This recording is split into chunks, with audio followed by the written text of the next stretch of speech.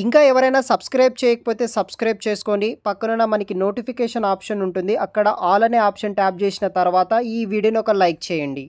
గవర్నమెంట్‌కి సంబంధించిన airport authority of India నుండి మనకి జూనియర్ ఎగ్జిక్యూటివ్ అనే పోస్టుల కోసం భారీగా రిక్రూట్ అయితే చేస్తున్నారు. ఎయిర్‌పోర్ట్ అథారిటీ ఆఫ్ ఇండియా వచ్చేసి మినీ రత్న కింద ఈ యొక్క సెంట్రల్ గవర్నమెంట్ ఆర్గనైజేషన్ వారి ఆధ్వర్యంలో ఈ యొక్క ఎయిర్‌పోర్ట్ జాబ్‌ల కోసం భారీగా రిక్రూట్ చేసుకుంటున్నారు. పూర్తి వివరాలు వీడియో కింద డిస్క్రిప్షన్లో నేను ప్రొవైడ్ అయితే చేస్తాను. అప్లికేషన్ చేసుకోవచ్చు. ఇంకా ఎవరైనా మన ఛానల్ని సబ్స్క్రైబ్ చేయకపోతే సబ్స్క్రైబ్ చేసుకోండి. డీటెయిల్స్ విషయానికి వస్తే airport authority of India so మనకి మినీ రత్న కేటగిరీ కింద పబ్లిక్ సెక్టర్ ఎంటర్ప్రైజెస్ కింద ఈ యొక్క గవర్నమెంట్ ఆఫ్ ఇండియా వాళ్ళు జూనియర్ ఎగ్జిక్యూటివ్ అనే రోల్ కోసం వేరియస్ ఎయిర్‌పోర్ట్ అథారిటీ ఆఫ్ ఇండియాలో భారీగా రిక్రూట్ అయితే చేస్తున్నారు.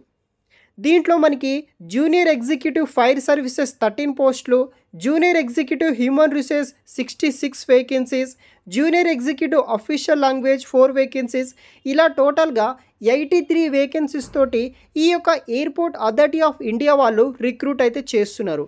దీంట్లో ER, EWS, OBC, SC, ST category, PW categories వాళ్ళు ప్రతి ఒక్కరూ అప్లికేషన్ చేసుకోవచ్చు.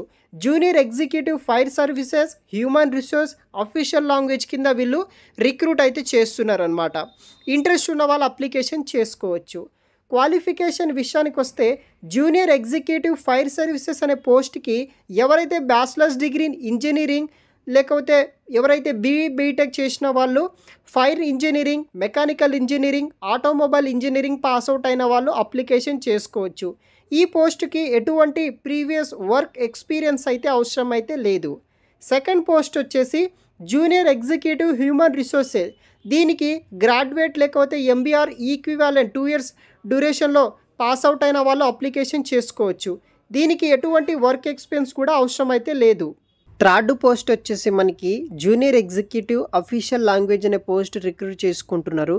ఎవరైతే హిందీ లేకపోతే ఇంగ్లీష్లో పోస్ట్ గ్రాడ్యుయేషన్ చేసిన వాళ్ళు అప్లికేషన్ చేసుకోవచ్చు.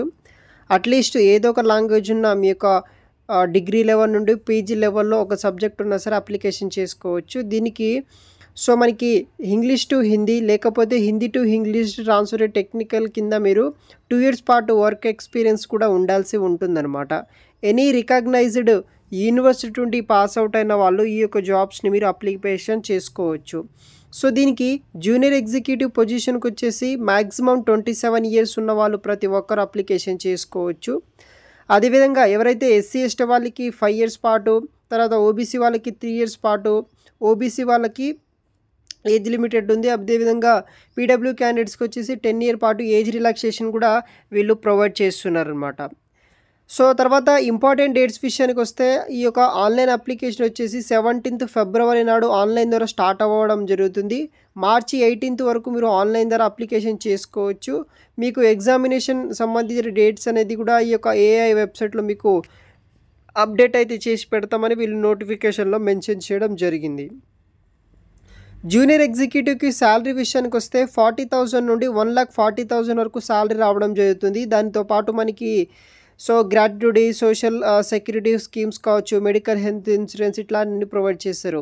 అప్రాక్సిమేట్గా ఈ యొక్క జూనియర్ ఎగ్జిక్యూటివ్ శాలరీకి వచ్చేసి 13 lakhs per annum వరకు అయితే ప్రొవైడ్ చేయడం జరుగుతుందని వీళ్ళు నోటిఫికేషన్లో మెన్షన్ చేశారనమాట.